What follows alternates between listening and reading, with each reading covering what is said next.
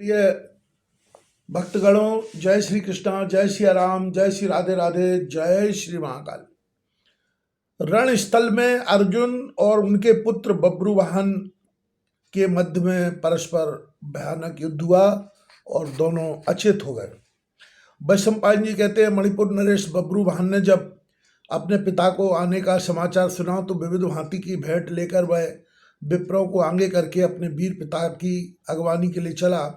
अपने पुत्र को इस रूप में आता देखकर अर्जुन ने कहा, बभ्रू वाहन, तुमने मेरे साथ क्षत्रियोचित व्यवहार नहीं किया।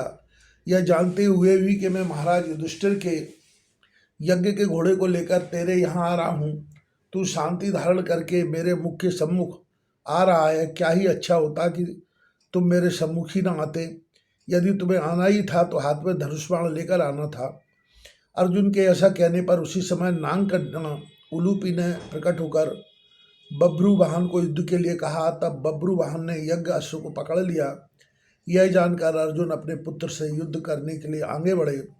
दोनों में घमासान युद्ध होने लगा। अवसर पाकर बब्रुवाहन ने अर्जुन के एक ऐसा तीक्ष्ण बाण मारा जो अर्जुन के मर्म स्थान को भेद कर अंदर प्रवेश कर गया। उसकी चोट से पीड़ित होकर अर्जुन पृथ्वी पर गिर पड़े।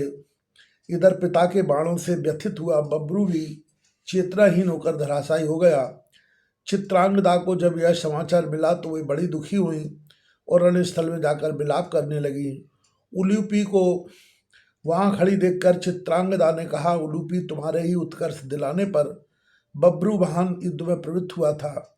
तुम्हारे ही प्रयत्न से पतिदेव रणभूमि में अचेत पड़े हुए हैं। मुझे बब्रुवाहन के लिए उतना शोक नहीं जितना पतिदेव के लिए है।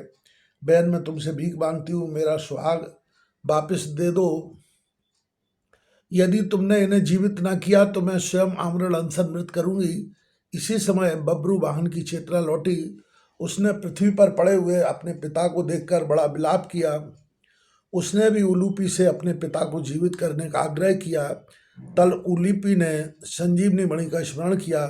स्मरण करते ही मणि उसके हाथ में आ गई। तब बब्रुवाहन ने कहा, बेटा उठो, शोक न करो। इस मणि को अपने पिता के वक्ष स्थल पर रख दो। इसके स्पर्श से करते ही तुम्हारे पिता जीवित हो जाएंगे।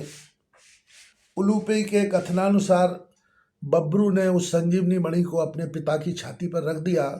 मणि स्पर्श होते ही अर्जुन सोए हुए मनुष्य की भांति उठ बैठे। अर्जुन को ठीक हुआ देखकर बब्रू उसके चरणों में गिर पड़ा। अर्जुन ने भी उसको उठाकर गले से लगाया और प्यार किया। बब्रू ने राजधानी चलकर